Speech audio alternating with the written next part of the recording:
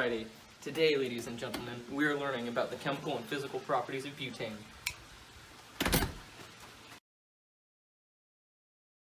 In case you haven't already figured it out, our choice project is about butane and its physical and chemical properties. Butane background. Butane is very common and can be found in many everyday items, such as lighters, blowtorches, aerosol spray deodorants, but is also used as a refrigerant. Butane tends to be very flammable, as you'll see in our experiment, and is also a gas at room temperature.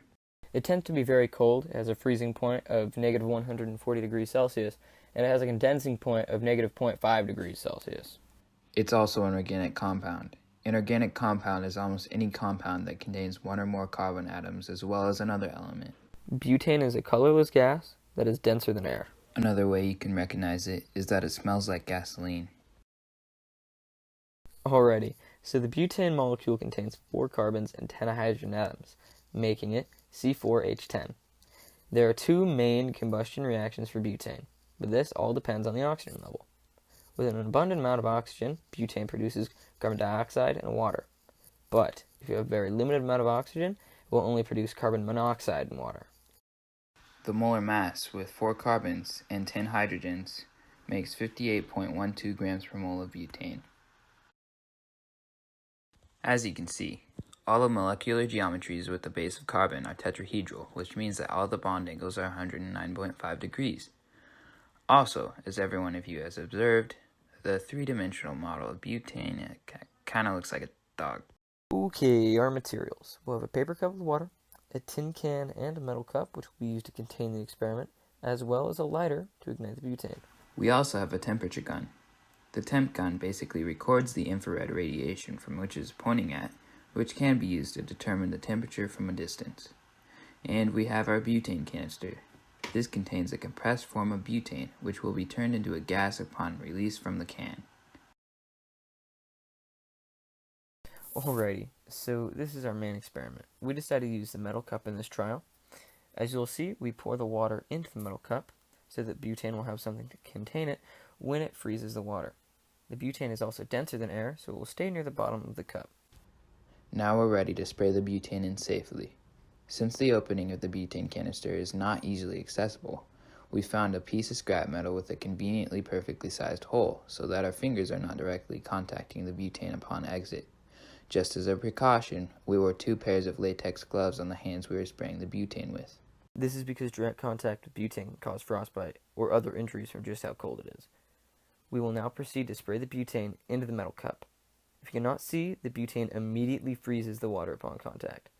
The butane that does not make it into the cup will evaporate when touching its surface. In this case, that surface is the cement. Finally, it is now time to ignite the butane. As you all know, butane is very flammable. This is why we took the proper safety precautions by moving the very explosive butane out of the way of the flame, as well as the temp gun, because it works better when it's not on fire. The butane will burn until all of it is used up. As we have previously stated, we have an abundant amount of oxygen in this area, which means as the reaction is carried out, the butane and oxygen will be producing carbon dioxide into the atmosphere, as well as water vapor, rather than only carbon monoxide and water. This is where you'll see the temp gun in action. Since we were stupid, Ty, we forgot to change the temperature from Fahrenheit to Celsius. So, I've included the converted temperature next to the diagram I made to let you all see where the temp gun is pointing in Celsius. Now we'll start the video. The temperature will increase as the temp gun points up the can. This is because the butane is very cold where it contacts the water in the can, and the temperature will rise as it gets closer to the flame.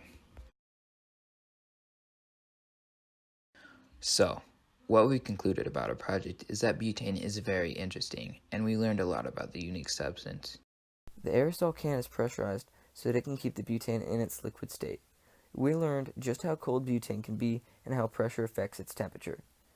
As pressure increases, so does the temperature. This is why when the butane is in its pressurized can, it does not freeze the can with how cold it would be. As it exits the can, there is a significantly lower pressure, which makes the butane very cold, and also lets the liquid butane decondense in the gas form. The freezing and condensing point of butane is low, which contributes to its cold attributes. We also found out how butane has 2 different chemical formulas, each with different reactants. We learned just how combustible butane is and how it also can burn hair.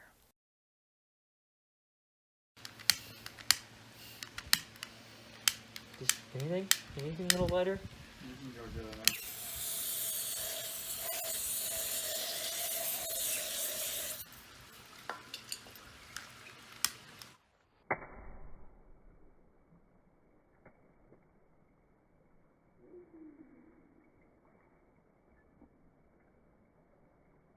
Your leg is 82.5 degrees. Thanks.